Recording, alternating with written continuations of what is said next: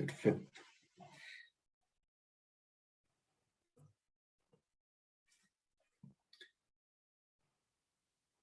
Bien, muy buenos días a todos. Gracias por conectarse al webinar que hoy día tenemos con respecto a una temática muy interesante que es las expectativas de supervisión con respecto a la reciente norma de carácter general 461. Nos acompañarán interesantes panelistas, invitados, que estaremos conversando y generando una conversación con ustedes. Por ende, vamos a solicitarles también, si tienen alguna pregunta, va a haber un espacio para generar preguntas durante el trayecto de la conversación. Y para dar las características generales de hoy día del webinar, voy a levantar una presentación para poder también mostrar la agenda de cómo nos vamos a distribuir hoy. Y en este contexto, la idea es poder también presentarles a las personas que hoy día nos estarán acompañando en esta conversación.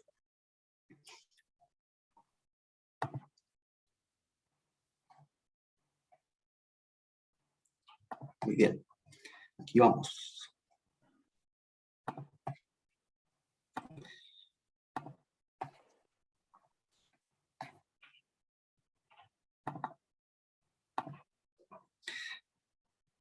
Muy bien, como les comentaba anteriormente, vamos a ver y discutir un poquito estos lineamientos. Si bien la CMF hoy día tiene este contexto de norma de ESG, que le mencionaba antes, la 461, siempre está estas preguntas que emergen con respecto, bueno, ¿cómo va a ser supervisada por la CMF el contexto de la norma? ¿Cuáles van a ser los principales lineamientos? ¿Qué vamos a hacer? ¿Qué no vamos a hacer? Entonces queremos poner ese contexto hoy día sobre la mesa y vamos a tener una conversación que va a estar dada básicamente por lo que ustedes ven en pantalla, con unas palabras de bienvenida de nuestro socio líder, que es Cristian Durán. Lo voy a presentar un poquito más detalladamente a continuación.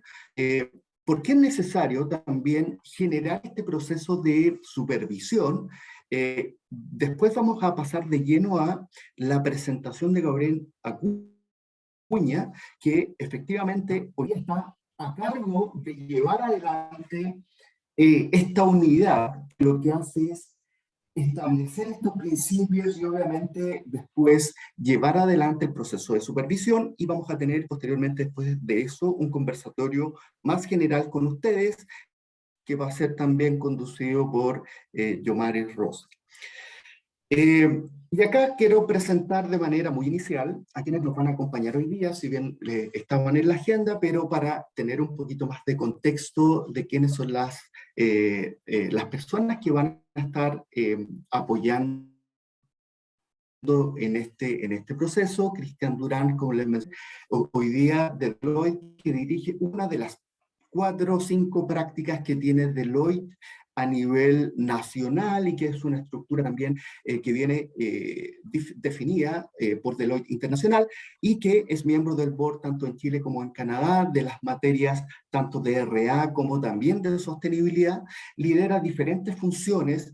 RA significa Risk Advisory, una práctica que contempla cyber, auditoría interna, riesgos estratégicos, riesgos operativos, sostenibilidad, etcétera, riesgos financieros también, y en función de eso, obviamente, también es parte de, lidera también la práctica de sostenibilidad, que es sobre la cual hoy día estamos montando este webinar. Y en ese contexto vamos a tener también las palabras de bienvenida de Cristian. Después vamos a conversar, y por eso le aprovecho de preguntar, le aprovecho de presentar a Gabriel Acuña Chilac, que hoy día es el jefe del área de supervisión.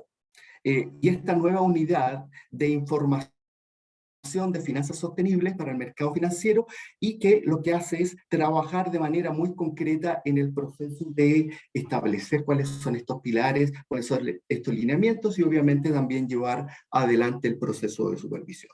Gabriel es abogado de la Universidad de Chile, diplomado en Administración de Riesgos, también de la Universidad de Chile, máster en Derecho y Finanzas de la Universidad Oxford. Y también vamos a tener la conducción del conversatorio con Giovanni Rosel, quien es gerente del equipo de sostenibilidad también, con una vasta experiencia en servicios de sostenibilidad, incluidos los que hoy día vamos a conversar. Entonces, por eso también va a ser bastante amena la conversación que vamos a tener hoy. Sin más preámbulo, queremos comenzar de manera muy directa con nuestra agenda, y en este caso comenzamos con las palabras de bienvenida de Cristian Durán, que como les mencionaba antes, es el socio líder de RA y con diferentes funciones de manera adicional en la firma tanto en Deloitte Chile como en Canadá. Cristian, muy bienvenido, muchas gracias. No, gracias a ti, gracias David, gracias a todos. Hola, muy buenos días. Bueno, quiero partir saludando a todos los que nos acompañan hoy y especialmente saludos a Gabriel Acuña, ¿cierto? El jefe de área de supervisión de información de finanzas sostenibles de la Comisión para el Mercado Financiero, o CMF. Así que muchas gracias por acompañarnos hoy, Gabriel. La verdad es un gran placer tenerte. Yo en lo personal, súper feliz de participar. Algo te comentaba unos minutos antes que entráramos acá, que soy un gran fan, ¿no es cierto?, de todo esto y la verdad empujando con mucha fuerza desde Deloitte, viendo cómo podemos realmente aportar, así que la verdad muy contento de poder estar acá. Por lo mismo también como firma entendemos claramente, ¿no es cierto?, el reto al que estamos enfrentados, no solamente en Chile, pero sino en el mundo entero. Para hacer frente a estos desafíos que hoy en día nos está imponiendo, ¿no es cierto?, la crisis climática, el cambio climático, que todo el mundo está hablando, que muchas veces se dice también es la próxima pandemia, de la cual claramente nos tenemos que hacer cargo. Es por esto que como firma, lógicamente tenemos nuestra estrategia global, donde nos hemos puesto varios objetivos y queremos ir con mucha fuerza. Y a mí hoy día tengo la fortuna, ¿no es cierto?, de tener la responsabilidad de empujarlo, para que obviamente, ¿no es cierto?, liberemos esto y realmente logremos aportar, porque creemos que realmente es muy, muy, muy importante. Y partiendo, en primer lugar, por lograr la carbono neutralidad de aquí al año 2030. Esa es la meta que nos hemos impuesto como Deloitte. Ahora, la buena noticia es que ya hemos hecho bastantes avances, pero estamos bastante confiados, la verdad, en que lograremos cumplir esta meta mucho antes de esa fecha. Ese es el gran objetivo, no puedo decir el año, porque si no después me van a colgar, pero yo creo que claramente vamos en una muy buena dirección.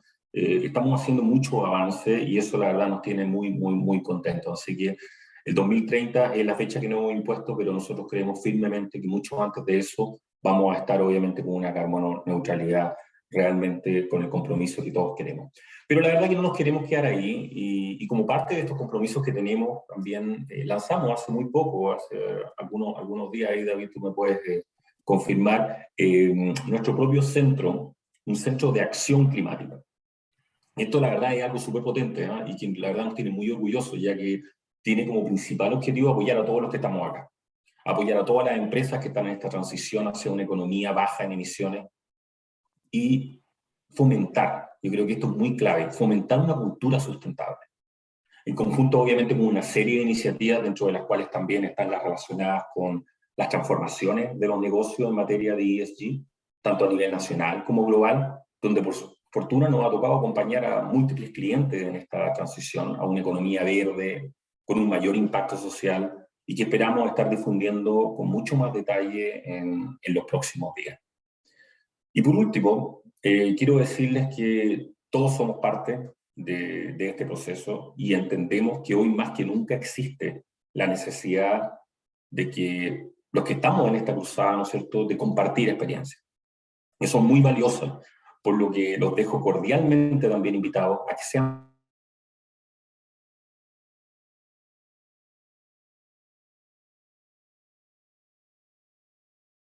de ESG, acompañarlos en este viaje de integración en la cual todos están invitados de compartir esta experiencia, de poder conversar acerca de lo que nos aqueja, de los dolores, de también los triunfos, ¿no es cierto? Y cómo algunos lo están abordando en este desafío, porque creo que ahí está obviamente la mayor riqueza, de que cada uno pueda compartir y podamos escucharnos en este proceso. Así que la verdad que, además de eso, es generar estos espacios, espacios de conversación abiertos, que en el caso de hoy, ¿no es cierto?, en particular nos da la oportunidad de reunirnos con la autoridad y que esperamos tener un diálogo súper constructivo y que vaya a contribuir obviamente a un mayor entendimiento y la adecuada, lógicamente, aplicación de la norma de carácter general 461, que es el objetivo, ¿no es cierto?, el cual tenemos hoy. Así que muchas gracias por mi parte y bueno, espero que tengamos una muy buena sesión. David. Muchas gracias, Cristian, por las palabras de bienvenida. Efectivamente, estamos como firma tratando de ser actores claves en este proceso de transición y apoyar a muchas organizaciones. Y en este contexto, efectivamente, las expectativas de supervisión, sobre las cuales vamos a conversar hoy día con Gabriel, son un elemento fundamental para entender a qué van a estar sujetas las empresas de supervisión acerca de esta norma que es muy importante para nosotros, la 461, y obviamente también todo lo relacionado a las temáticas ESG. Aprovecho también de dar la bienvenida a cada uno de ustedes, sobre todo Roberto Müller, Pablo Lescano, un gran conocido de Falabella, vi también a Jimena, Emilia del grupo SK, Bernardita, muy bienvenidas también. Hay una serie de empresas aquí representadas a través de ustedes. La verdad es que tenemos bastantes conectados, pero al menos destaqué a lo que a primera vista también pude chequear en estos cortos segundos. Víctor Salinas, también del Itaú, muy bienvenido. Entonces, queremos pasar ahora de manera directa a la conversación y a la presentación que hoy día tiene Gabriel para ponerlo sobre la mesa y generar una conversación en el grupo. Y quiero dar un poquito más de detalle de la experiencia de Gabriel. Les comentaba antes que él es hoy día el jefe del área de supervisión e información de finanzas sostenibles de la Comisión del Mercado Financiero y coordinador del grupo de trabajo para el cambio climático de la Comisión. Les comentaba también que Gabriel es abogado de la Universidad Católica, diplomado en Administración de Riesgo de la Universidad de Chile, máster en Derecho y Finanzas de la Universidad de Oxford. Tiene un pasado por Carey en el grupo bancario y financiero, viendo principalmente esos aspectos regulatorios, financieros y bancarios. Luego en el Banco Central de Chile, en el área normativa, de la Fiscalía, emigró al SBIF para ser jefe del gabinete de Mario Farrén, el último superintendente. Tras la integración de la SBIF y la CMF, Gabriel llevó parte de la agenda de cambio climático en la comisión, liderando la entrada de la comisión de la red de bancos y centrales de supervisión para enverdecer, y me gustó esa descripción, el sistema financiero, fundando el grupo de trabajo para el cambio climático y editando las estrategias de la comisión para enfrentar el cambio climático, publicada en septiembre del 2020. Gabriel jugó y sigue jugando un rol muy importante como asesor en el inicio y desarrollo de la Mesa de Finanzas Verdes de Hacienda, con quien también me imagino que compartió ciertos trabajos cuando estuvo Trinidad en la Mesa Verde de Hacienda, y hoy día también es parte de nuestro grupo. Entonces, una vasta experiencia, va a ser una grata conversación, así que muy atentos, si quieren ir escribiendo las preguntas que tengan en el chat y después van a ser moderadas por Yomaris, ningún problema. La idea es que generemos este espacio de conversación entre todos. De nuevo, Gabriel, muy bienvenido. Gracias por tu asistencia y presencia en este webinar, que es muy relevante tanto para el regulador como para los regulados y obviamente desde nuestro punto de vista también. Muchas gracias, Gabriel. Muchas gracias, David, por esa presentación y en general al equipo de Gloria, Cristian, por haberme extendido esta invitación.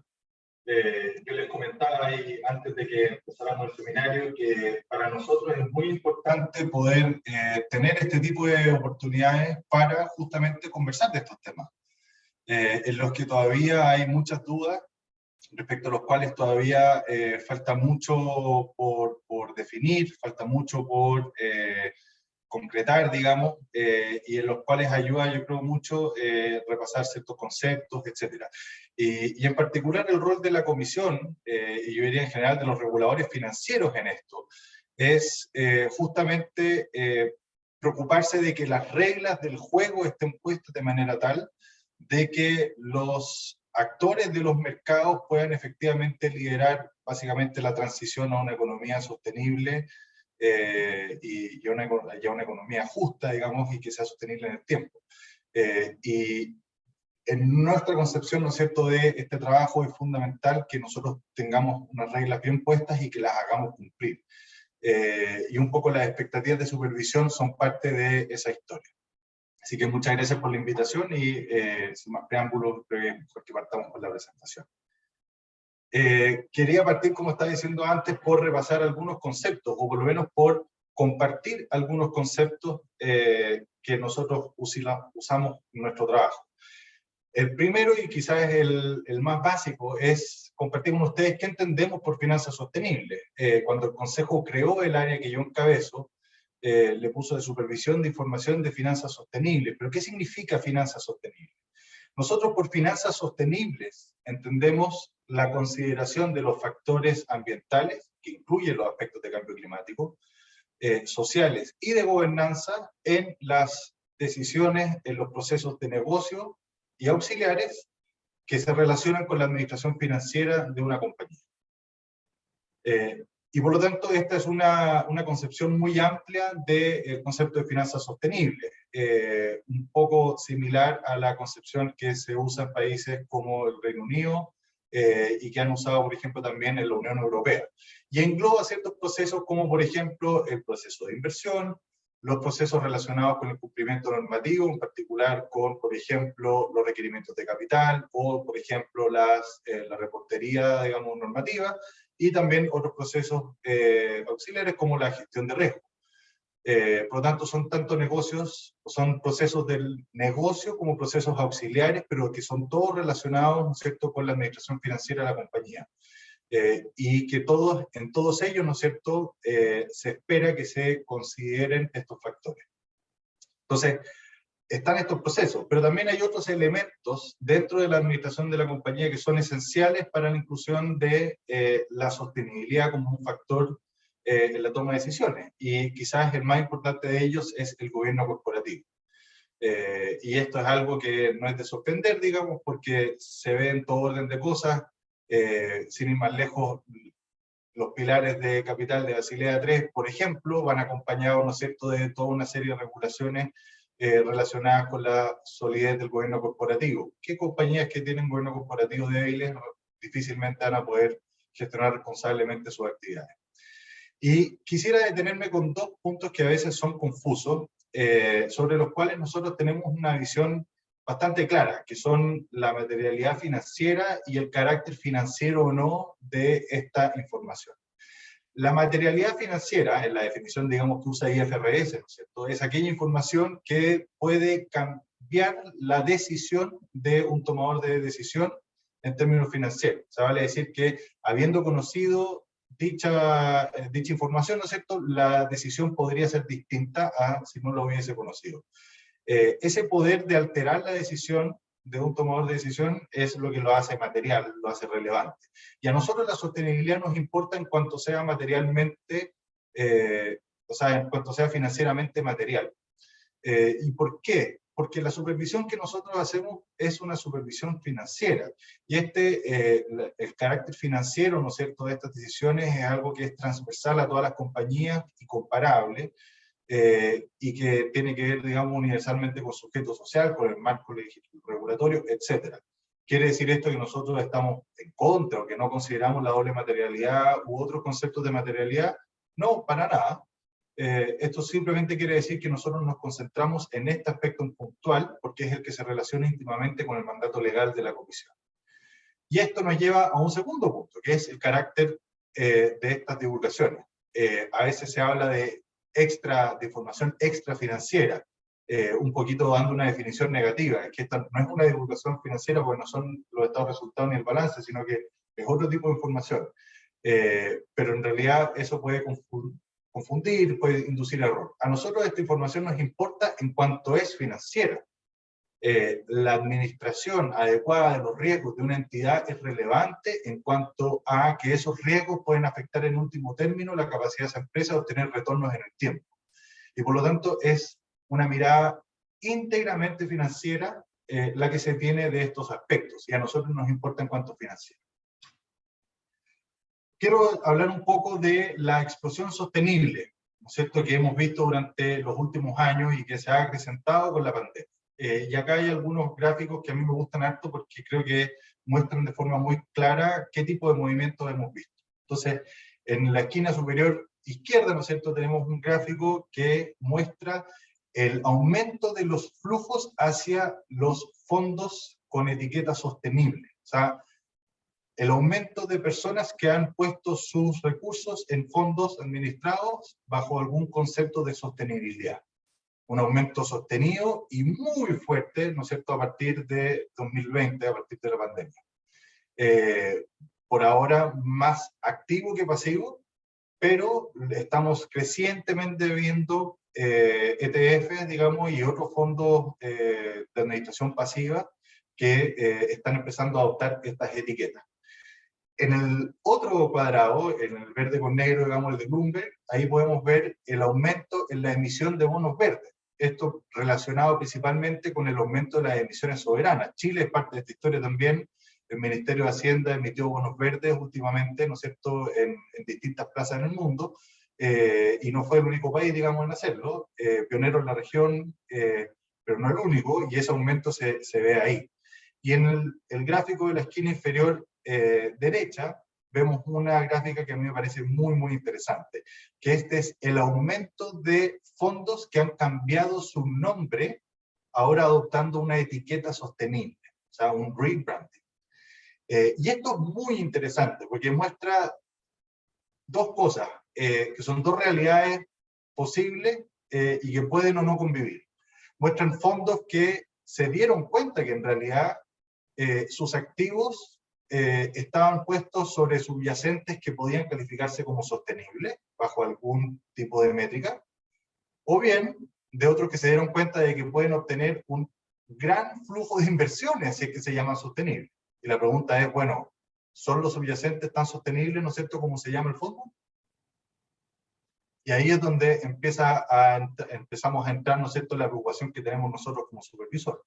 Entonces, lo que estamos viendo es que básicamente hay una muy fuerte demanda y una oferta que quiere, ¿no es cierto?, igualar. ¿Cuáles son los motores de esta transición hacia la sostenibilidad?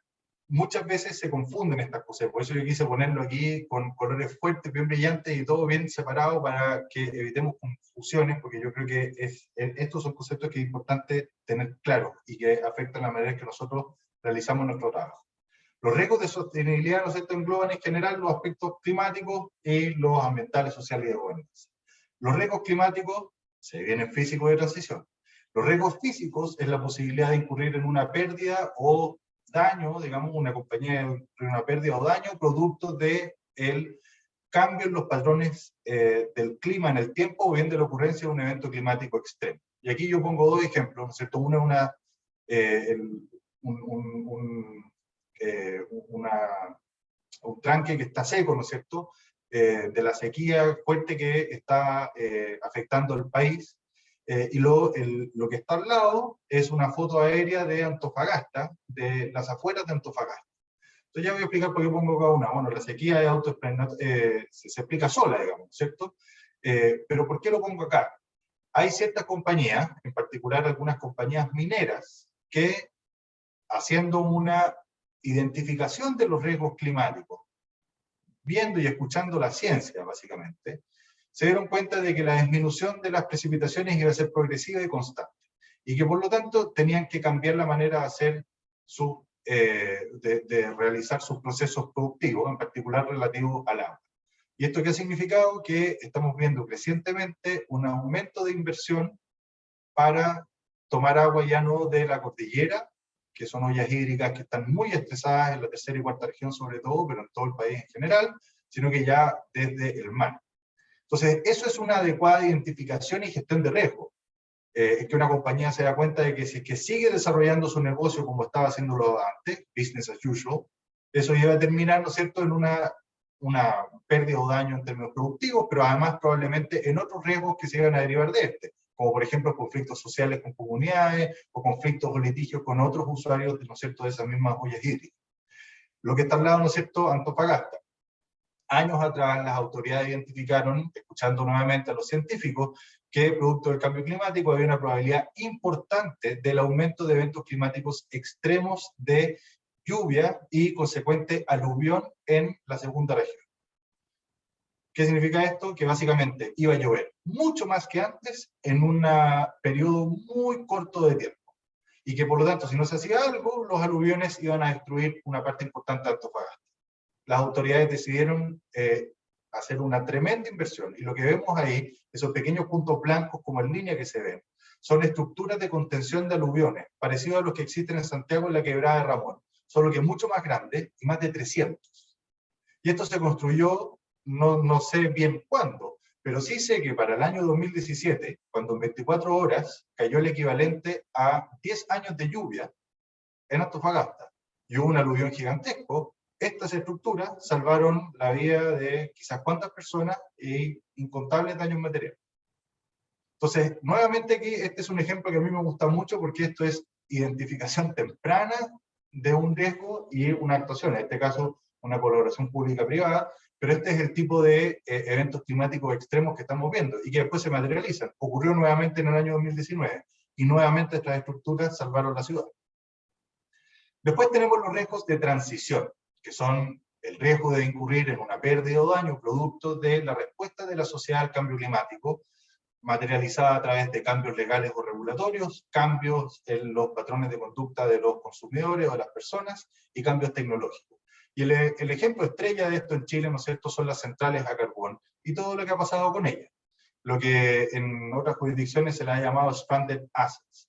Activos que hoy tienen una valoración, pero dado que son intensivos en carbono o que están expuestos a cambios regulatorios o a cambios tecnológicos, ¿no es cierto?, pueden quedar fuera de batalla. ¿Y eso qué significa? Que, por ejemplo, si yo soy una compañía de seguros y tengo parte de mi patrimonio respaldado en inversiones de estas compañías, yo voy a tener un haircut, ¿no es cierto?, una disminución de valor, voy a tener que ajustar ese valor a la baja, porque ese papel, cuyo subyacente es la central a carbón, ya no vale hoy, 2022, lo que valía en 2015.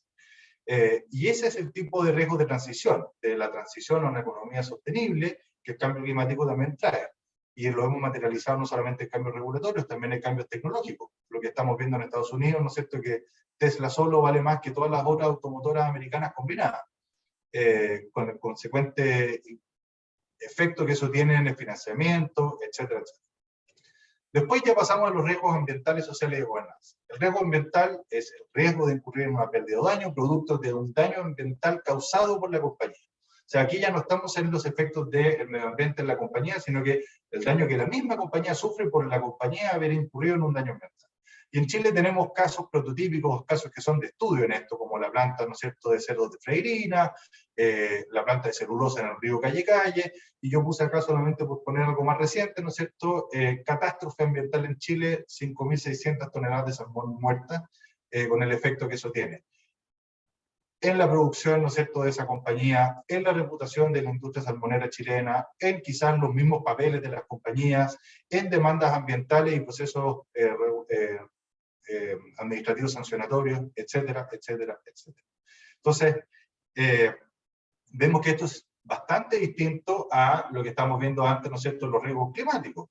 Es una categoría totalmente distinta. Los riesgos ambientales son casi riesgos operacionales. Después tenemos los riesgos sociales, que son los riesgos que provienen, ¿no es cierto?, de la relación de básicamente las compañías con la sociedad, y que están íntimamente relacionados con los riesgos reputacionales. Y aquí no me voy a detener mucho porque creo que se explica muy bien, sobre todo en Chile, después de los eventos del año 2019. Y después tenemos temas de gobernanza, que son muy amplios, y que en lo que a nosotros nos preocupa para efectos de la norma, se pueden concentrar en temas relacionados con el adecuado gobierno corporativo, en los términos de principios de buen gobierno corporativo, manejo de conflictos de interés, adecuada, ¿no es cierto?, separación de funciones, las 3 líneas de defensa bien montadas, ¿no es cierto?, etcétera. Temas de ciberseguridad, protección de datos, ¿no es cierto?, integridad de la información de sus clientes y de sus stakeholders, temas de libre competencia y temas de trato con sus proveedores. Eso como en general.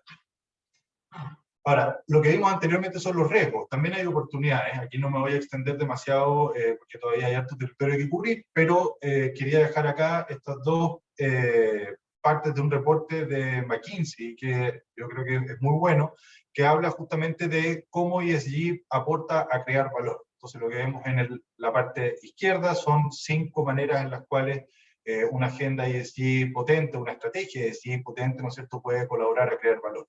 Y lo que vemos en el lado derecho es una estimación de qué porcentaje del EBITDA de estos sectores está expuesto a stakeholders, y por lo tanto a un manejo responsable, ¿no es cierto?, de los negocios.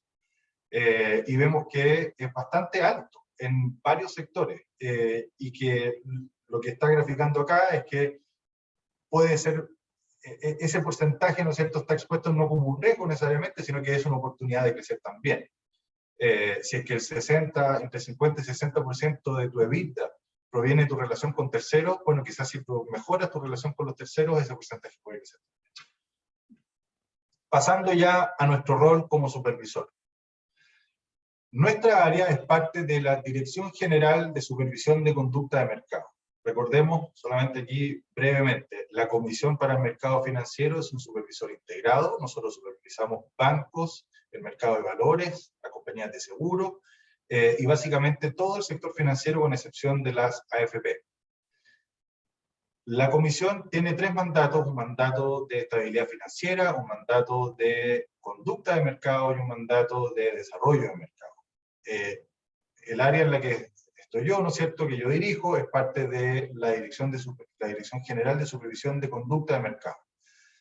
Esta supervisión de conducta de mercado tiene 2 grandes pilares: la protección al cliente financiero, por un lado, y por otro lado, la integridad y transparencia de los mercados. Y este segundo pilar, que es el pilar que vivo yo, digamos, en el que habita mi área, y que tiene que ver con las divulgaciones relacionadas con sostenibilidad y en general con las finanzas sostenibles, tiene 2 grandes objetivos: la eficiencia y la integridad de los mercados. Cuando hablamos de eficiencia, ahí dejé una definición que tomé de IOSCO, pero básicamente cuando hablamos de eficiencia estamos hablando de eficiencia informacional y eficiencia económica. Eficiencia económica, que los recursos se asignen adecuadamente, o sea, que el mercado sea capaz de, ¿no es cierto?, invertir y elegir con los pies, poner las inversiones en aquellos que son más capaces de hacerlas rentar. Y eso obviamente en la sostenibilidad es muy relevante, porque lo que a uno le gustaría ver es que hubiera un premio para aquellos que gestionan sus negocios responsablemente, y que el mercado pueda identificar eso con claridad.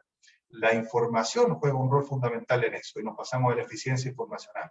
El hecho de que los precios contengan toda la información disponible en el mercado es fundamental para que el mercado opere bien, para que el mercado sea profundo, para que el mercado sea líquido, lo que lo hacen a la vez más atractivo como una fuente de financiamiento. Por lo tanto, este es un objetivo súper importante, podría llamarse un macro objetivo, ¿no es cierto?, de esta regulación. Y después tenemos la parte de la integridad, que es que básicamente uno pueda confiar en la información que existe en el mercado, y que el mercado sea concebido como un mercado justo, en el cual las partes puedan confiar, en el cual no hay uso de información privilegiada o abuso del mercado, y que en general la información que está ahí disponible, las transacciones que están ahí, son justas y son confiables. En particular, para el área que yo dirijo, el objetivo es generar la confianza en las divulgaciones de sostenibilidad del mercado chileno, que los inversionistas locales y extranjeros puedan descansar de que la información que en Chile se divulga es información razonable, y que lo que en el mundo anglosajón se llaman claims, ¿no es cierto?, las afirmaciones que las compañías hacen respecto de su sostenibilidad tienen un debido respaldo en la administración financiera de sus negocios. Y que por lo tanto es información que puede utilizarse con confianza para administrar portafolios. Respecto a la estructura de la norma, no me voy a tener mucho tiempo acá porque ya lo vamos a ver más adelante, pero sí me interesa mostrar esto un poco porque yo creo que ayuda. En la primera sección, que incluye, ¿no es cierto?, esos títulos, Hay elementos que provienen de GRI, hay elementos que provienen de la Value Reporting Foundation, hay ciertos aspectos de TCFD que están incluidos dentro de esta regulación. Quizás no es tan claro, no es tan evidente, pero ahí está. Y después, en lo que tiene que ver con los indicadores de sostenibilidad en particular, ¿no es cierto?, se recogen los estándares de SASB. ¿Cuál es la hoja de ruta en la supervisión? ¿Qué es lo que viene de ahora? Para nosotros siempre estamos mirando hasta marzo de 2023, ¿cierto?, en que las primeras divulgaciones obligatorias van a ocurrir en el mercado. Entonces, durante este primer trimestre, como yo les decía, la intención nuestra es estar hablando harto con el mercado y hacer presentación de esto, hacer divulgación tanto de la norma como de la supervisión que vamos a hacer.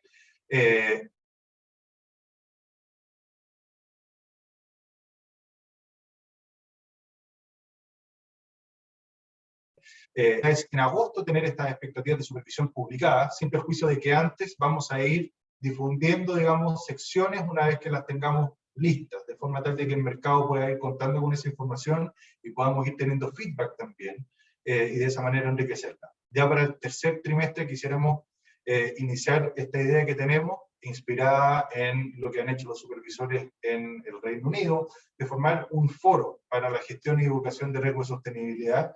Así que miro con mucha atención a lo que anunciaba Cristian, ¿no es cierto, Cristian, respecto de esta iniciativa de una mesa nacional y así. Para el cuarto trimestre esperamos seguir divulgando, ¿no es cierto?, tanto las expectativas de supervisión como la norma todavía. Ya sabemos que ahí vamos a estar un poco más cerca del periodo de actividad más fuerte de las entidades que ahora van a tener que reportar. Dada la complejidad de la norma, creemos que, y esperamos que los equipos que preparan las memorias partan antes, generando la información que van a tener que divulgar, y por lo tanto nosotros también vamos a tratar de estar antes, ¿no es cierto?, con esta información. Y bueno, después ya viene marzo 2023 con el inicio de la supervisión propiamente tal. Así que, como ven, a pesar de que la supervisión no inicia hasta marzo, tenemos un año muy apretado, de mucha actividad en miras a esta fecha. ¿Qué es este foro? Para explicarlo muy brevemente, nuestra idea es convocar un foro, eventualmente nos gustaría convocarlo con otras autoridades financieras, con el objetivo de fomentar entre la industria la creación de capacidades en relación con este tema y promover las mejores prácticas. Y un poco hacer como de host, digamos, como anfitrión, para poder invitarnos a toda la autoridad, o sea, al sector privado, y que sean los privados los que lideren este tema. Así que, nuevamente, esa mesa nacional se ve muy bien. Ahí, la idea nunca es reinventar la rueda, lo que nosotros queremos es que el liderazgo lo tome el mercado. Nosotros vemos con envidia jurisdicciones como UK, en las cuales es el sector financiero el que está apretando constantemente a los supervisores, y esperamos que así se empiece a ver acá. Así que vemos, yo por lo menos me pone muy contento escuchar eso. Algunas de las áreas que nos gustaría trabajar: gestión de riesgo y gobernanza, desde luego, análisis de escenario, herramienta fundamental para efectos de tratar el cambio climático en términos financieros, la fijación de métricas y objetivos, un tema que va a venir muy fuerte una vez que empiezan a desarrollarse los estándares de ISSB bajo IFRS, y, por supuesto, la divulgación.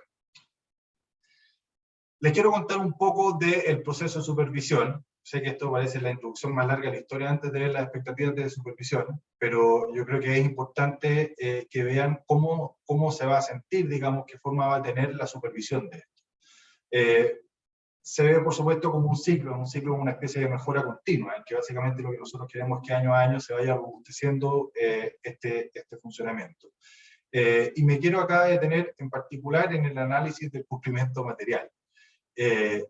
La idea es controlar la calidad, ver que todos hayan dicho algo en lo que tenían que decir y que hayan reportado como corresponde. Si es que era por decir una cosa, metros cuadrados, que venga en metros cuadrados; si es que era con un decimal, que venga con un decimal, etcétera, lo mínimo. Después el cumplimiento formal, que haya dicho lo que tenía que decir donde tenía que decirlo. Y el cumplimiento material es, en particular, digamos, el core, digamos, de la supervisión, que es el análisis de suficiencia de la divulgación. Si bien esto es algo que está en desarrollo, y aquí quiero ser presente que en Chile somos punta de lanza en estas materias, las únicas jurisdicciones donde existe supervisión estandarizadas sobre este tema son Francia, UK, y recién se están empezando a incorporar algunas otras jurisdicciones, así que estamos, si no top 5, top 10 del mundo en este tema, y por lo tanto es territorio desconocido, y aquí lo que estamos haciendo es crear algo nuevo. Y en ese análisis lo que esperamos es hacer un juicio en que básicamente vamos a calificar si es que es un cumplimiento satisfactorio, un cumplimiento formal, digamos, un cumplimiento insatisfactorio, o sea, cumple pero tiene muchas observaciones, digamos, o un incumplimiento. Si es que se detecta, ¿no es cierto?, que falta información, etcétera, van a ver lo que sale ahí, medidas de supervisión, que son básicamente hacer preguntas. Estimado, usted señala acá esta cosa, sin embargo se observa que esta declaración del directorio no es consistente con el CAPEX, porque habla de inversiones, pero el CAPEX no muestra ninguna variación respecto al del periodo anterior. ¿Puede por favor explicar? Estimado, en esta sección usted debía divulgar no sé cuántas personas, según tal parte de la memoria usted tiene tantos empleados, sin embargo el número no es consistente con ese otro número. Ese tipo de cosas. Una conversación, básicamente. O sea, medida de supervisión suena un poquito como medio terrible, digamos, pero no es nada más que hacer preguntas y respuestas. Y después salen las conclusiones finales, en que básicamente nosotros hacemos ese juicio de suficiencia respecto a la divulgación. Como les digo, esto es bastante un ongoing process. Está en desarrollo, y hay muchas cosas que afinar todavía, pero eso es como se va a ver. Las expectativas de supervisión. ¿Qué son las expectativas de supervisión? ¿Y por qué hablamos tanto de esto? Las expectativas de supervisión son básicamente una comunicación de la comisión al mercado respecto de qué es lo que nosotros vamos a esperar por parte de los que deben reportar en cada una de las secciones. O sea, básicamente, nosotros podríamos no hacer expectativas de supervisión y guardarnos estos criterios, digamos, para nosotros, porque nosotros de todas formas tenemos que desarrollarlos. Porque como cualquier procedimiento serio, ¿no es cierto?, cualquier proceso, de hecho, uno tiene que tener una política escriturada, previa, un estándar sobre el cual, ¿no es cierto?, tributar y hacer un juicio. Tiene que ser un procedimiento estructurado y previamente ordenado. Lo que hacen las expectativas de supervisión es comunicar al mercado ex ante qué es lo que nosotros vamos a estar esperando. ¿Por qué? Yo le llamo a esto una medida de supervisión preventiva. Porque ¿qué es lo que yo quiero? Como hablábamos anteriormente, lo que nosotros queremos lograr es las divulgaciones de la mayor calidad posible. Divulgaciones adecuadas, de calidad, con información suficiente, información consistente. Y por lo tanto, si es posible, evitar el error, evitar la confusión respecto de cualquier parte de la norma por parte de las entidades que deben reportar, vale la pena hacerlo. Y este es un esfuerzo grande, justamente por eso, por mejorar la calidad de la divulgación, al decir ex ante a las entidades qué es lo que nosotros vamos a esperar. ¿Qué es lo que no son las expectativas de supervisión? Y esto es súper importante tenerlo en cuenta. Las expectativas de supervisión no son una norma, esto no es una regulación.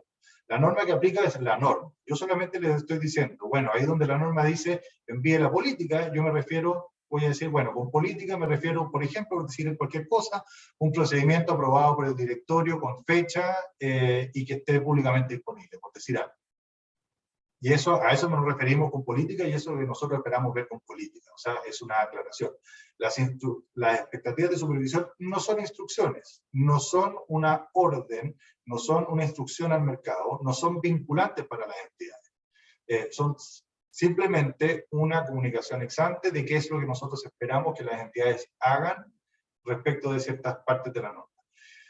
¿Por qué? De nuevo, porque queremos mejorar la calidad de la divulgación, porque queremos que las entidades cometan el menor número de errores no forzados, por tomar un término tenístico, ¿no es cierto?, en el cumplimiento de la normativa.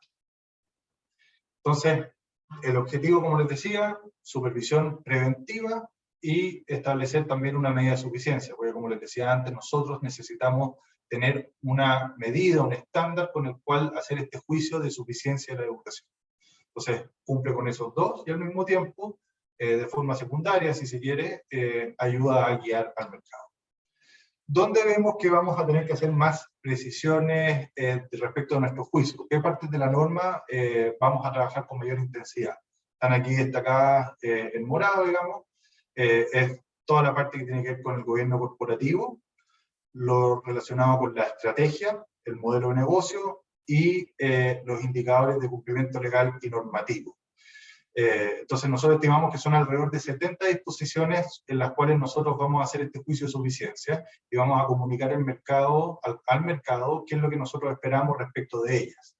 Qué es lo que se estima, ¿no es cierto?, una divulgación suficiente o adecuada para cada uno de estas. Muchas de esas van a requerir colaboración con entidades externas. Entonces, por dar algunos ejemplos, ¿no es cierto?, si bien estos indicadores están muy claros, hay cosas relacionadas con género que eventualmente pudieran tener algo que decir, ¿no es cierto?, el Ministerio de la Mujer y Equidad de Género. Por ejemplo, en los indicadores que tienen que ver con temas laborales, puede ser que tengamos algo que hablar con la Dirección del Trabajo, en temas de gobernanza, ¿no es cierto?, y sobre todo de gobierno corporativo, puede ser que algo tengamos que conversar con la OECD, porque la idea es que nosotros, con estas expectativas de supervisión y al desarrollar el proceso de supervisión, tengamos también a la vista los mejores estándares internacionales.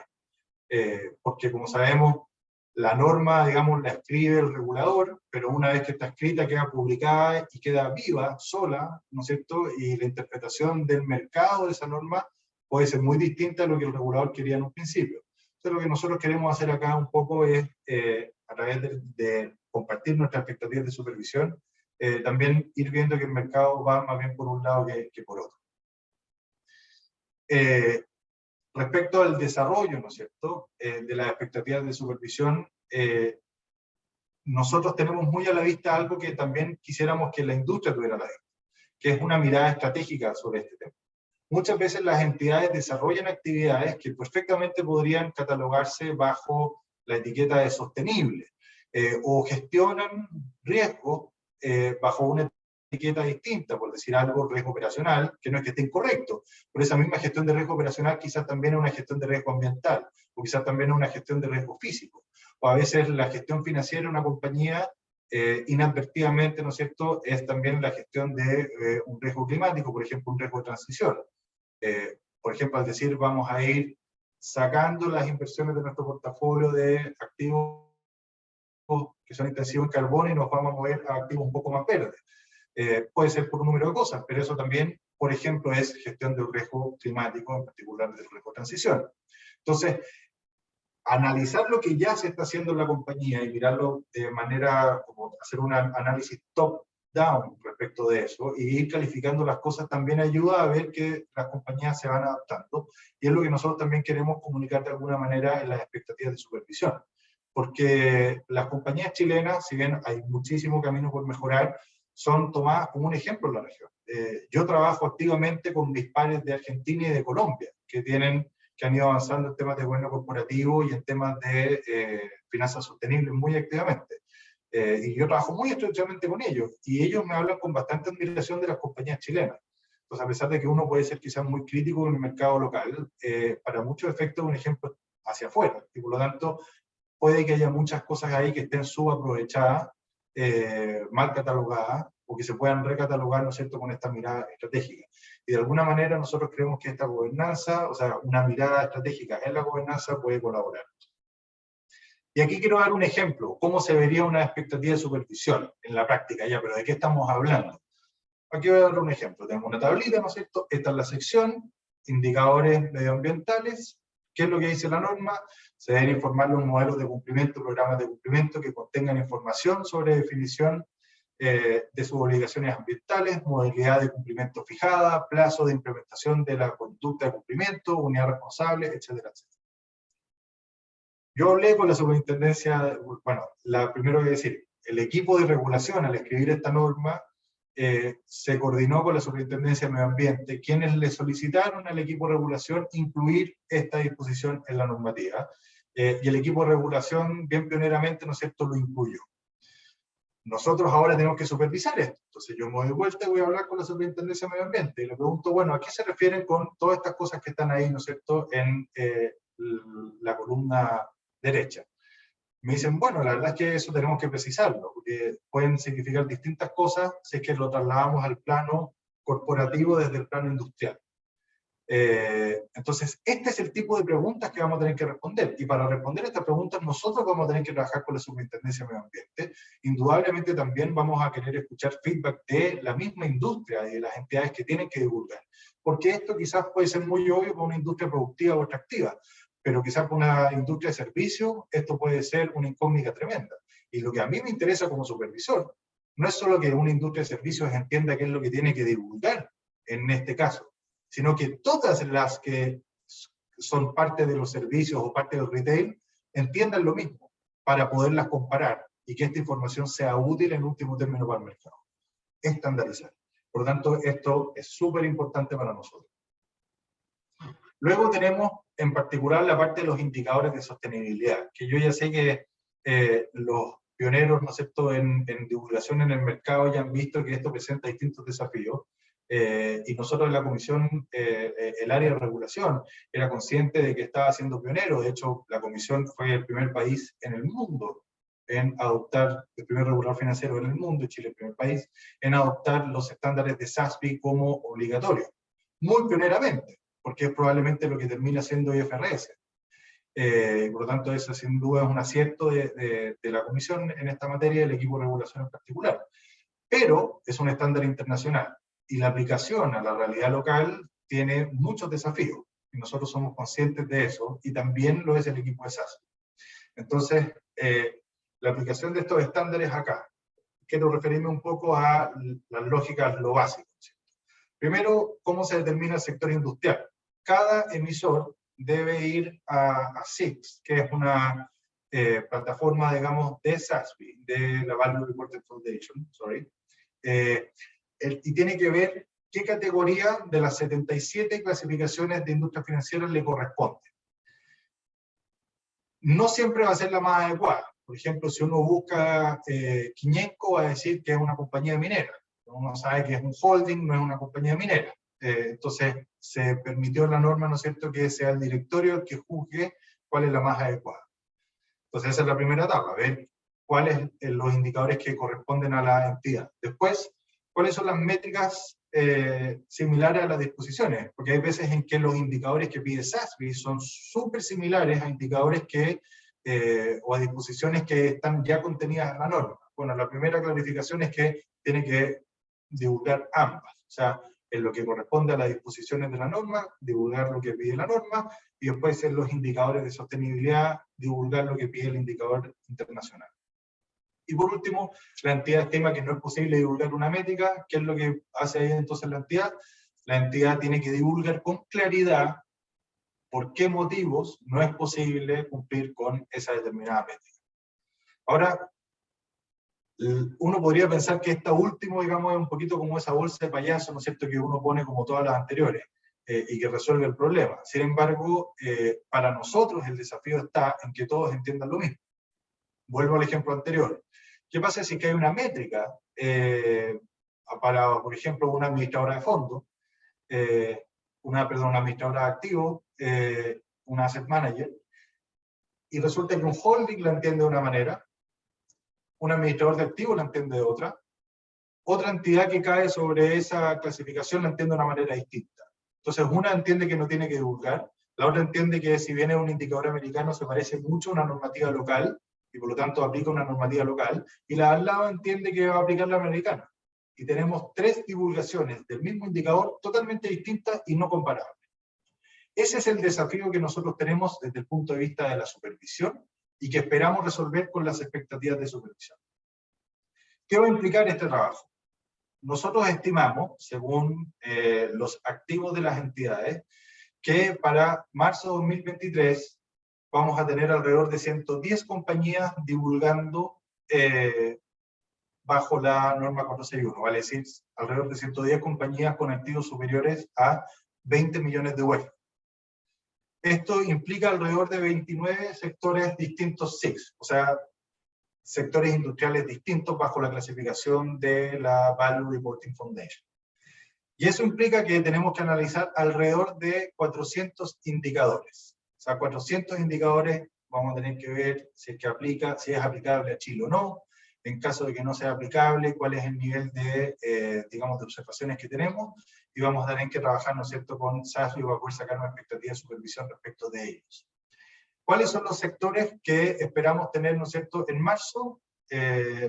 Aquí, ¿no es cierto?, comparto esta tablita que yo creo que es útil, va a ser útil, ¿no es cierto?, justamente para entidades consultoras como Deloitte, saber cuáles son los sectores que van a estar incluidos probablemente en esta primera divulgación. Entonces lo que tenemos acá es, por el lado que tiene simplemente número, ¿no es cierto?, el número de sector, simplemente para contarlo, son en total 29, y por otro lado el número de compañías en cada una de estas clasificaciones, compañías o entidades. Entonces tenemos alrededor de 111, como les decía. Entonces, por último, y con esto ya termino, el trabajo que nosotros vamos a realizar respecto de las expectativas de supervisión para los indicadores de sostenibilidad va a ser codo a codo con SASB y la Value Reporting Foundation. Entonces nosotros ya estamos trabajando con ellos en estos temas. Vamos, de hecho, a colaborar con ellos. Ellos tienen un proyecto de internacionalización. Ellos son muy conscientes de que muchos de sus indicadores descansan en normativa norteamericana, incluso a veces normativa privada, normativa, me refiero a autorregulación, y que es difícilmente aplicable a otras jurisdicciones. Y tienen un proyecto de internalización de indicadores.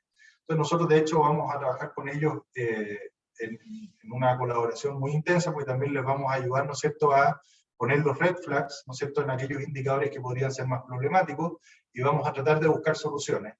Y la idea es que, ojalá, ¿no es cierto?, de aquí hasta agosto podamos tener resueltos estos alrededor de 400 indicadores con las expectativas de supervisión en cada uno. Si vemos que no aplica, que no es posible aplicarlo en Chile y que luego de conversar con SASB no se identifica una norma análoga o SASB no se siente con la tranquilidad como para decir este es el indicador que podría ser análogo a este indicador internacional, entonces se va a señalar no aplica o se espera que la entidad diga que no aplica, con el objetivo, como decía antes, de estandarizar. Así que eso, bueno, devuelvo el piso, muchas gracias por el tiempo y quedo ahí atento a las preguntas. Muchas gracias, Gabriel, por la presentación en extenso con respecto a, sobre todo, estos focos de acción, porque es relevante tener una supervisión en primera instancia y obviamente cuáles van a ser ciertos criterios o ciertos elementos para considerar, sobre todo desde el punto de vista de los asesores a la hora de responder a esta norma 461.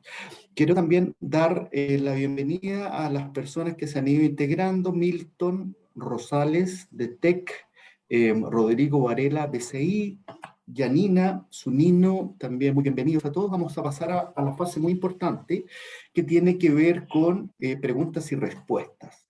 Han llegado algunas preguntas al chat que ya van a ser moderadas por Yomaris en este contexto. Sin embargo, si hay alguna pregunta adicional, por favor, quedamos atentos a poder también comenzar a leerlas en el chat para discutirlas en conjunto con Gabriel. Así que muchas gracias a Gabriel nuevamente, y ahora pasamos a este pool de preguntas y respuestas, ¿no? Así que esperamos que todos puedan, si tienen alguna duda, alguna inquietud con respecto a esto, por favor, es el momento de hacerlo. Yo creo que estamos en un fantástico escenario para poder discutir esto entre todos. Muchas gracias. Yomari, por favor. Hola, muy buenos días a todos. Muchísimas gracias, Gabriel, por tu presentación. De hecho, algunas de las preguntas que yo personalmente tenía fueron respondidas, así que muy clara tu presentación y nos clarifica mucho el proceso que actualmente estamos viviendo, porque como tú también comentabas, hay mucho de nuestros clientes y de las empresas en general que ya quieren adelantarse y que ya están aplicando esta regulación en sus memorias integradas y que quieren cumplir al máximo, aunque saben que todavía es de manera voluntaria y que no es obligatoria, y a raíz de eso han surgido varias preguntas. Voy a partir con una pregunta que más es como en el orden en el que tuviste la presentación que salió de uno de los participantes, y se refiere principalmente a lo que tú mencionaste del cambio en los nombres de los fondos y como que pueden ser un greenwashing, de qué manera la CMF podría regular esto y si estaría como dentro de su, sí, dentro de su trabajo o eso era simplemente una introducción a estos temas.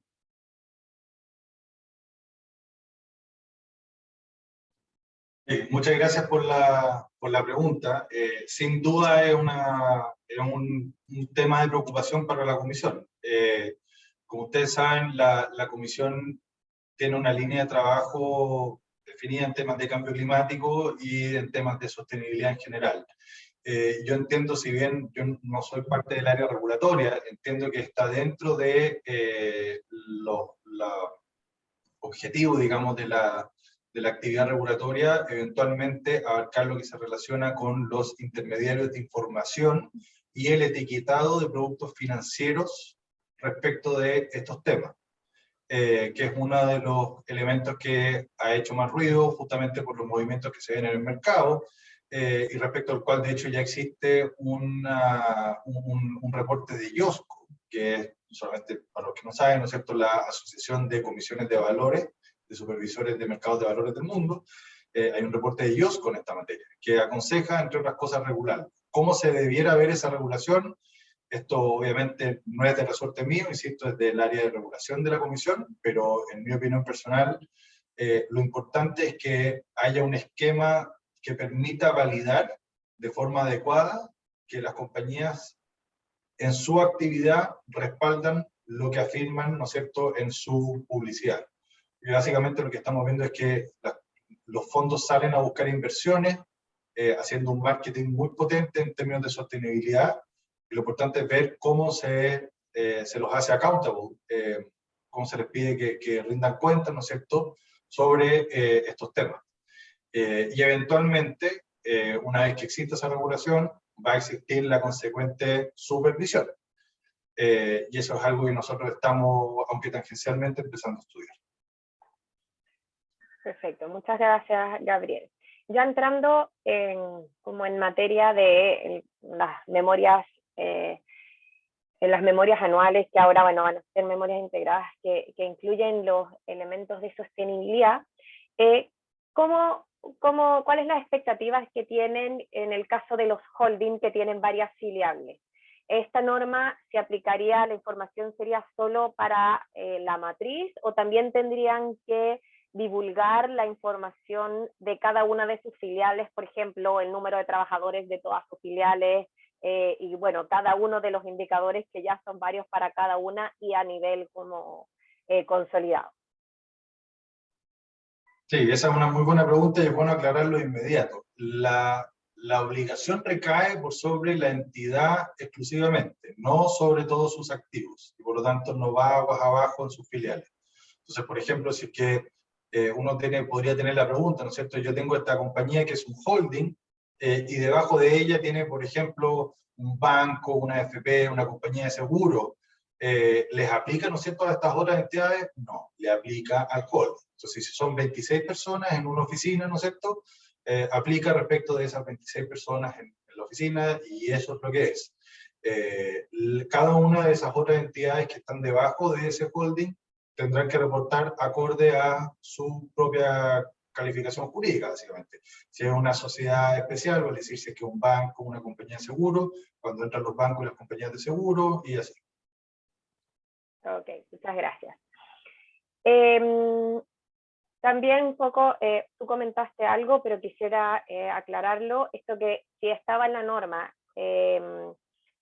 y estaba en el SASB, había que publicar como las dos como diferencias, pero también hemos visto que hay en esta nueva, como en este cambio, la nueva norma 461, hay diferentes desgloses, por ejemplo, en términos de de los cargos, en términos de los rangos de edad, que son diferentes a otros estándares de sostenibilidad como el GRI, el Dow Jones, que igual las empresas reportan, por ejemplo el Dow Jones, porque responden al Dow Jones Sustainability Index, y que además tiene que estar público en la memoria. Entonces, sería un poco como engorroso tener como ya esto de mis categorías por el Dow Jones y estas son las categorías como otras categorías y hacer como duplicidad si finalmente es el mismo indicador. Por ejemplo, si una empresa mantiene el desglose porque así lo ha venido reportando anteriormente, porque se lo pide otros estándares y no cumple con el desglose de la CMF, ¿estaría en incumplimiento? ¿O tendría que hacer alguna aclaración? Yo me imagino que igual la idea es que sea comparable, y si no cumple, no se podría comparar, pero me gustaría ahí saber tu opinión al respecto, y bueno, y si hay alguna como posición formal de la CMF con respecto a este tema. Sí, ahí, bueno, lamentablemente tienen que cumplir a cabalidad lo indicado en la regulación. No hay bemoles en eso y yo comprendo que esto puede ser engorroso y que hay cosas como el Dow Jones, ¿no es cierto?, que ponen una presión a veces financiera hasta las compañías por cumplirlo y que puede ser engorroso cumplir ambas. Pero no hay bemoles, la norma tiene que cumplirse como está establecida. Porque en definitiva es lo que el Consejo estimó que era el mínimo necesario para el mercado. Si las compañías quieren ir por sobre el mínimo, la regulación siempre es un mínimo, si quieren ir por sobre el mínimo y ser más ambiciosas en su administración responsable de un negocio y en su transparencia, bienvenido sea. Pero el mínimo es el contenido de la norma y debe cumplirse. Ya.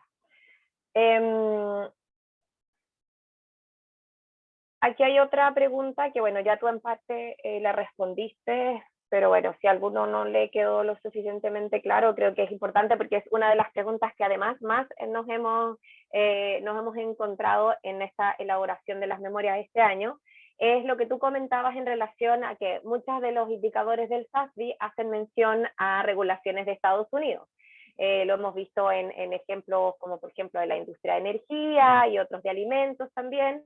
Entonces, las empresas chilenas debiesen reportar igualmente estos indicadores, aunque por la instrucción del FASB sean aplicables y relacionados a una normativa de Estados Unidos, que daría criterio de cada empresa determinar si le aplica o no esta norma de acuerdo a la realidad local. Y si se piensa elaborar como estas guías de aplicación de la norma que profundice estos temas y que efectivamente te diga, ya, estas son las normativas que aplican para estos indicadores. Sí, esta era una pregunta que venía de cajón, digamos, y yo creo que es bueno insistir en ella y ser lo más claro que se pueda. Permíteme partir por la norma. Lo que la norma dice, de hecho es lo que dice el último inciso de ese párrafo en particular, es que la compañía, si ve que no es posible cumplir con una métrica de sostenibilidad, tiene que indicar y explicar bien por qué.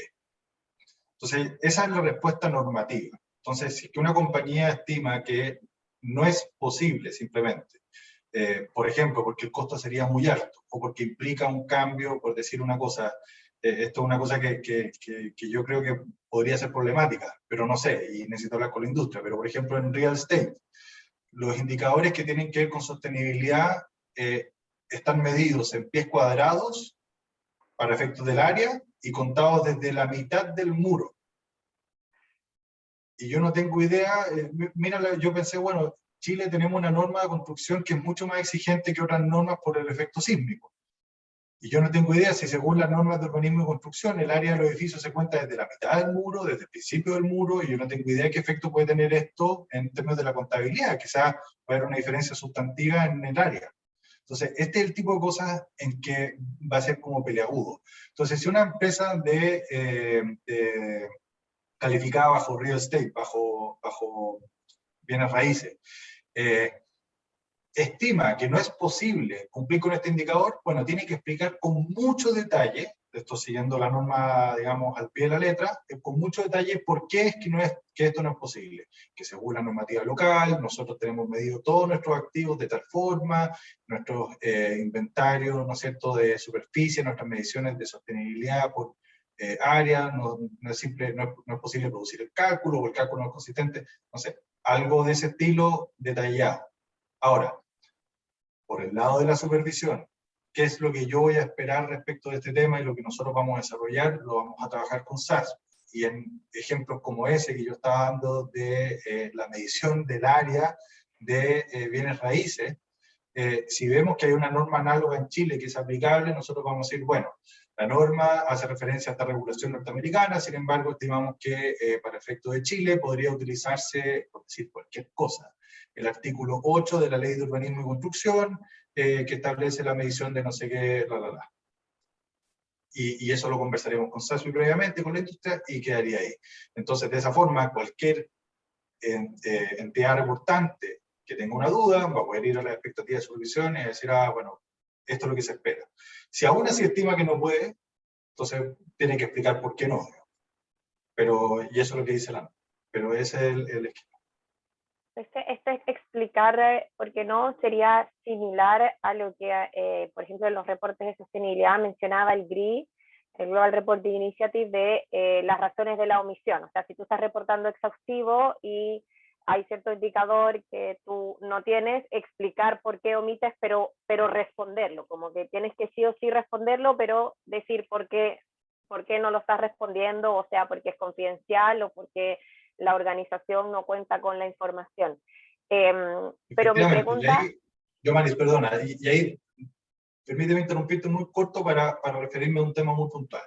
Nosotros somos súper conscientes de que hay muchos de estos temas, principalmente en asuntos de gobernanza y en cosas más complejas como cambio climático, que toman tiempo. Cuando uno habla con las personas que han desarrollado estos temas en corporaciones globales, yo he hablado con la gente de BVA, por ejemplo, gente de Citi, y te dicen, esto es un proceso, es un viaje que toma 3 años. Y por lo tanto es muy posible, muy probable y esperable que entidades digan, mira, la verdad es que no tengo ninguna métrica en esto, porque estoy recién empezando. Para poder producir, por decir cualquier cosa, para poder producir una métrica en este tema, necesito medirlo, todavía no lo medimos porque no lo hemos definido, pero estamos trabajando en una política y esperamos tenerla en tal tiempo. Entonces, la idea es que si es que uno no va a cumplir porque no tiene algo, no basta con decir, mira, no cumplimos porque no lo tenemos. Eso yo lo estimo como insuficiente. Lo que uno quiere ver es, mira, no lo tengo, pero estoy trabajando en ello. Y espero dar esta información en tal fecha. Y hemos dedicado estos recursos a ello. Y esto es parte de lo que la entidad está haciendo. Porque en definitiva lo que queremos es que la información relevante esté ahí para los inversionistas. Y que los tomadores de decisiones puedan hacer juicios de valor respecto a las compañías con esta información. Por lo tanto, ese es el nivel de información que uno espera dar. Sí, y en ese mismo sentido, ustedes como parte de la supervisión, van a supervisar también, por ejemplo, estos compromisos que una empresa que en un año diga, mira, todavía no lo tengo, pero para el año que viene voy a empezar a medirlo, voy a empezar a gestionarlo. Va a haber como ya al año siguiente hacer como un check de que efectivamente las empresas que no lo tenían este año sí lo tengan, o que efectivamente hayan hecho algo. ¿Tienen pensado hacer una especie como justamente de supervisión de esos temas que no se reportaron en los años anteriores? Mira, esa es una línea que es muy delgada y que separa la supervisión que nosotros podemos hacer a, por ejemplo, la supervisión prudencial que se hace respecto de bancos y compañías de seguro. Si esto fuera supervisión prudencial, ¿no es cierto?, uno podría ser más intrusivo, ¿verdad? E ir a la entidad y decir, oye, tú dijiste el año pasado que ibas a hacer esto, sin embargo no se sepa que lo hayas hecho, explícame, o bajo tu calificación de solvencia, o incluso eventualmente aumento tus costos de capital, digamos. O sea, puede tener consecuencias muy graves. La diferencia es que la supervisión de conducta de mercado, ese juicio respecto a la gestión de la entidad, no lo hacemos nosotros, lo hace el mercado. ¿Qué es lo que me preocupa a mí? Que el mercado tenga esa información para hacer ese juicio. O sea, el juicio que la supervisión prudencial hace el supervisor, en la supervisión de conducta lo hace el mercado. Y mi tarea es que el mercado tenga esa información. Entonces, ¿dónde está la línea para mí? Si es que empezamos a detectar ya un patrón que no tiene justificación, que no es capaz de dar razón de sus dichos, y que ya puede estar bordeando en la divulgación de información falsa. Que eso ya tiene una gravedad totalmente distinta. Entonces, hay una diferencia entre, por ejemplo, un problema de gestión y divulgación de información falsa al mercado. Que ya esa ya es una línea bastante más ancha. Entonces, obviamente, nosotros vamos a tratar de hacer accountable, digamos, a las entidades, pero nuestra instrucción es mucho menor, digamos, a la que podría tener la supervisión de otro tipo. Ya, perfecto, muchas gracias. Aquí también algunas de las preguntas de los participantes. Jimena Córdoba, bueno, primero dar los buenos días y felicita por el webinar y pregunta, en términos prácticos, aquellos emisores que comiencen a informar voluntariamente la 461 en marzo del 2022, es decir, que actualmente están elaborando sus memorias, tendrán a disposición una plataforma de SAIL, SEIL, adaptada respecto al formulario vigente bajo la norma de carácter general número 30 para los indicadores como ad hoc, es decir, ¿habrá dos formatos de esta plataforma disponible para la 30 y la 461? Sí, no, respecto de eso, lamentablemente yo no tengo más detalles, pero tiendo a pensar que no, porque la Dirección General de Regulación de Conducta, que es la gente que escribió esta norma, está escribiendo la normativa operativa, podría llamarse, para efecto de esta divulgación. Y como podrán imaginarse, esto implica mucho trabajo de informática. O sea, hay muchas cosas que programar y que escribir y código nuevo que hay que poner para poder recibir estas divulgaciones. Y hasta donde yo entiendo, esto no va a estar listo para marzo. Sin embargo, como les digo, esto no es de resorte mío, digamos, ni del área de supervisión. Entonces ahí lo que sí se puede hacer es contactar a Patricio Valenzuela, que es el director general de Regulación de Conducta de Mercado, y sin duda Patricio puede aclarar ese tipo de dudas. Perfecto, muchas gracias. Milton Rosales pregunta, para esta norma, ¿qué ocurre con aquellas empresas que realizan reportes financieros acotados en Chile, sociedades bases, y canalizan sus reportes integrados de manera global? ¿Habrá que pensar en una reportabilidad local más completa?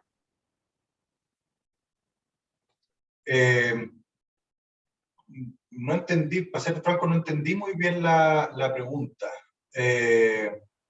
Yo me imagino, o sea, según lo que yo entiendo, hacen un reporte, son empresas que tienen como una casa matriz afuera y que reportan a nivel global como un reporte integrado en su casa matriz, pero aquí es un reporte financiero acotado. Claro, así de buenas a primeras, y asumiendo que por reporte acotado se limita al mínimo financiero, digamos, a lo que se pide para la memoria anual actualmente, lo que yo le diría es que ese reporte ya no va a ser acotado, digamos. Tiene que cumplir con la normativa vigente, y si no cumple con la normativa vigente, se expone, digamos, a medidas de supervisión del caso. Ninguna empresa constituida en Chile puede no cumplir con la normativa local, digamos, o sea, eso es de perogrullo, y yo creo que parte de lo que vemos con esta norma, y nosotros sabemos que va a ser un poco difícil para el mercado, es que muchas empresas van a tener que profundizar en estas materias que hasta ahora no lo estaban haciendo. Y esperamos, ¿no es cierto?, ser de ayuda para que se cometan, como decíamos antes, el menor número de errores no forzados en esa transición. Ya. Sí, yo creo que tendría que ver si esta empresa si está regulada por la CMF, pues obviamente va a tener que reportar, hacer el reporte bajo esta norma. Sí. Yanina Cerón pregunta, ¿existirá alguna especie de mesa de ayuda que permita resolver las dudas desde la CMF, teniendo presente que cuando se realicen los reportes es cuando saltan la mayor cantidad de dudas? Más aún por esta pregunta de la no tropicalización del SASB. Muchas gracias. Sí. Bueno, respecto de eso, y voy a irme a la tropicalización del SASB. Nosotros queremos evitar eso a toda costa. Nosotros vemos como un gran, no sé si logro, pero un acierto de la Comisión el haber adoptado los estándares de SASB, porque vemos que el estándar internacional probablemente los va a adoptar también, y que en última medida va a ser parte del status quo. Así que la idea es mantener SASB lo más SASB posible y lo menos Chile SASB posible. Ahora, eso implica que tenemos que trabajar con SASB, porque también SASB nos sirve si es que, por ejemplo, en real estate se pueden cumplir 2 de 8 indicadores, que es la situación potencial actual, según los análisis que yo he hecho. Entonces, queremos trabajar con ellos para que podamos cumplir con esos indicadores. Ahora, respecto a la mesa de ayuda, primera clarificación. Cualquier tipo de consulta respecto a la interpretación normativa se pueden hacer a la comisión por los canales oficiales establecidos, y quien responde es la Dirección General de Regulación, quienes escribieron la norma, y la Dirección Jurídica. Ahora, Dirección General Jurídica. Ahora, como yo mencioné en mi presentación, la idea es crear este foro que permita un diálogo constante en esta materia y compartir las mejores prácticas y crear capacidades. Yo esperaría que en el marco de ese foro, ¿no es cierto?, la industria pueda también vocalizar, digamos, estas dudas y nosotros también las podamos revisar. Y desde luego yo personalmente siempre estoy abierto a este tipo de cosas porque sin duda enriquece el trabajo que nosotros hacemos. Entre más preguntas y más en la calle, entre comillas, estén las expectativas de supervisión más ricas y completas van a ser. Muchas gracias. Aquí hay otra preguntita bien cortita. Así como se implementa, o sea, está el tema del TCFD y bueno, el SASB, también consideran implementar la metodología PCAF, que es Partnership for Carbon Accounting Financials. Por ahora, yo te diría que lo que nosotros estamos utilizando son los estándares establecidos en la norma. Y como esta se vaya adaptando. La verdad es que cualquier otra cosa sería hablar de más, porque no está dentro de la esfera, digamos, de mi mandato particular, que es supervisión, no regulación. Ya. No sé si ha llegado alguna otra pregunta. Voy a revisar, porque hasta ahora acababa de leer todas. Llegó una más de Pablo Lescano. Se generó una duda respecto a las respuestas de cómo deberían reportar los holdings que tienen debajo negocios diversos entre sí, regulados y no regulados. Entendí que el holding debería reportar como su naturaleza de holding y no con la naturaleza de sus negocios. Aunque sea, como dices tú, aunque sean 6 personas en un holding y abajo todos los negocios. Así es. Igual deberían, me imagino que, no sé, en términos de riesgos o de escribir todos los negocios que tienen, yo creo que igual hay ciertos indicadores que igual es importante que va más allá de la oficina del holding, como que si igual tienes el holding y abajo tienes distintas industrias que además, no sé, son extractivas o distintos, creo que igual la empresa podría reportar, como dices tú, de más y quizás hacer igual, mencionar los indicadores que tenga en sus distintos negocios ya de manera voluntaria. Sí, bueno, a ver, como decía antes, yo creo que la primera aclaración siempre, la regulación es un mínimo. Si es que las compañías quieren ser más exigentes, ir más allá y ser más transparentes, bienvenido sea. Siempre se puede hacer más, y es lo que de hecho uno esperaría. Segunda cosa, la norma incluye un montón de indicadores que para efectos de gestión, digamos, van a ser necesariamente contenidos en la empresa. Por ejemplo, si es que se trata de un holding y bajo el root del holding, digamos, de ese root particular hay 25 empleados, bueno, entonces los indicadores relativos a los empleados son de esos 25. Ahora, cuando estamos hablando de los riesgos de un holding básicamente lo que hace es administrar activos. Los riesgos que tiene son los riesgos sobre sus activos, y en ese sentido, sin duda, tiene que manifestarse respecto a los riesgos a los cuales están sujetas las empresas filiales, ¿no es cierto?, de esa matriz. Y eso uno esperaría que estuviera. O sea, hay algunos indicadores respecto a los cuales se limita a la compañía propiamente tal, digamos, a la sociedad en particular, y hay otros indicadores que traspasan, ¿no es cierto?, a sus activos, que son las filiales y en definitiva los subyacentes. Pero lo que tiene que ver con el personal, etcétera, es solamente el holding. Solamente la sociedad.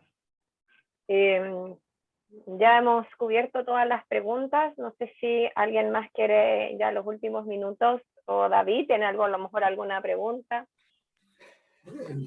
Más que nada agradecer a cada uno de ustedes por la participación y Gabriel por estar presente, sobre todo respondiendo preguntas directas de muchos de ellos. Veo la pregunta de Pablo, Yanina, Milton, Jimena, etc.